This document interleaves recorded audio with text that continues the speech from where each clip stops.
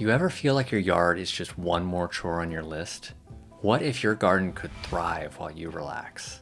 Today I'll share how you can cut your weeding time and take back your weekends.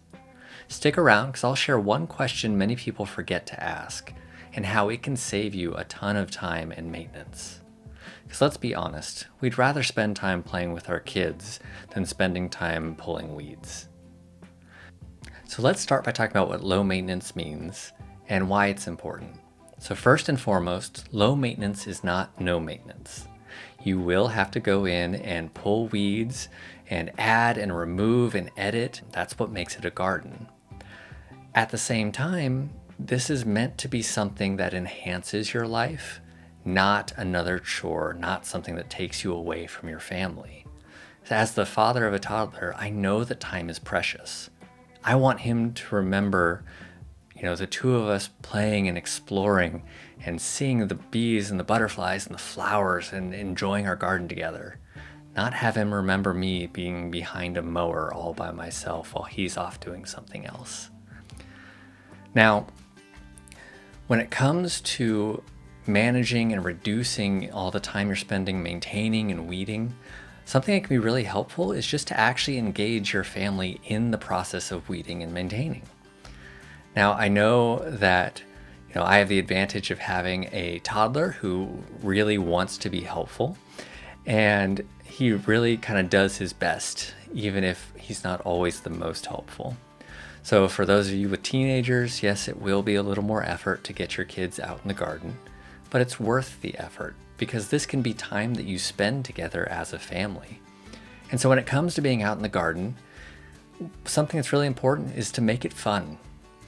Yes, you might lose a plant or two when your kids pull them instead of the weeds. Yes, there might be some mess. Yes, people might get wet when you're trying to water your plants and they get sprayed instead. But have fun. Make it something that you all can enjoy together. Take this time to talk, to tell stories, to listen to music. And if you can't all agree on what good music is, have it rotate. Let everyone pick something and enjoy it together. Try not to judge each other for what they consider to be good music. Make this a time that you can all enjoy interacting together. And something that I find really helpful is my son can focus for about 20 minutes.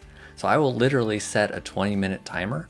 We'll go out, we'll weed. As soon as the timer goes off, wherever I'm at, that's where we stop. Because I know that his attention's done, and there's no sense in trying to kind of force him to stay out there and focus with me, because at that point it stops being a fun activity, starts becoming a chore.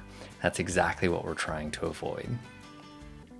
The next thing I'm going to recommend is to have and invest in the right tools. So let me be clear. You do not need to buy anything in order to weed. You can just use your hands.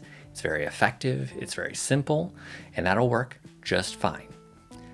But if you're like me and your knees and your back get really upset when you're spending a lot of time bent over pulling weeds, I cannot recommend enough a standing weeder. So I've got a link down in the description below of one that I've used before and I really like. But to be honest, you can get them at your local hardware store or kind of anywhere. The one in the description is just one that I recommend, and it's an option if you'd like to kind of support the channel. But with that said, it is an immensely helpful tool that my back just cannot thank me enough for investing in. And it makes things faster and simpler. And when it becomes in the summer here, when the ground gets really hard and pulling weeds becomes very difficult, this tool is a lifesaver because it actually gets the roots out so that the weeds are gone. Finally, kind of the last, tip I'm going to recommend today for you is to design your garden with maintenance in mind. Yes, this is something that you try to do right from the beginning, but you can always kind of fix it over time if you've kind of started off on the wrong foot. But it's important to keep in mind that an arm on average is 2 feet in length. So you want to make sure that there are maintenance paths throughout your garden that make it so that you can reach within 2 feet of every bed. So if you have a path one here and then another 4 feet away, you can reach everything in between those two paths. And the path doesn't have to be anything, crazy. It can just be 1 foot wide and just literally mulch, just an area that you aren't planting so you can walk right along it. But it will just really change and speed up the process when you can just walk through the entire garden and get everywhere very easily instead of trying to tenderly walk around your plants or find an open spot. Another major thing you can do is plant densely. That way, the times that you really have to worry about weeds are mostly early spring when there's actual ground available. As you get into summer and fall, all of the plants that you want to be there are kind of covering the ground. And that's not going to stop all weeds, but it's going to help immensely in reducing the amount of weeding that you have to do. Now, I promised that I would share a question that most people forget. And that question is, does your garden actually have to be weed-free? I can't tell you how many people I talk to who just kind of go in with the assumption that they have to remove all the weeds and it has to stay weed-free. And that isn't necessarily true. In order to find out, you kind of have to ask yourself, what am I required to do? And what are my goals and what do I want to do? So I always start with required because that can answer the question very quickly. Do you have a neighbor, an HOA, or a city that's going to really be on top of you if you have weeds in your yard? If so, well, then yeah, you have to stay much more on top of your weeding. If your neighborhood is pretty relaxed, then that gives you more flexibility to say, hey, this week I'm not feeling it, we'll get to it next week. So that's kind of your requirements. Next are your goals. What are you trying to accomplish with this garden? Is it really meant to just be an ecologically friendly space? You want to see birds and bees and butterflies? Then some weeds being in there aren't going to hurt anything. It's not going to be the end of the world. Are you trying to create a show garden, something you'd really be proud of and show off and say, this is something that I've put together?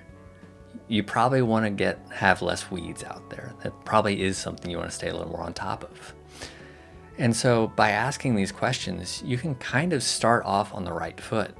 That way you're not spending a ton of time having a weed-free garden if it's not important to you and it's not important to your neighbors around you. And so with a little family fun, the right tools, and a good design up front, you can really cut down on the amount of time that you have to spend maintaining your garden and have a lot more free time to actually enjoy it. It's about more than just saving time. It's about creating a space where your family connects and where you're leaving a healthier yard for the future. If you want a native garden, but you don't want to spend hours trying to figure it out on your own, I can help. Book a consultation at naturalizeddesign.com and skip the trial and error. Let's turn your yard into something you can enjoy without the weeding marathons.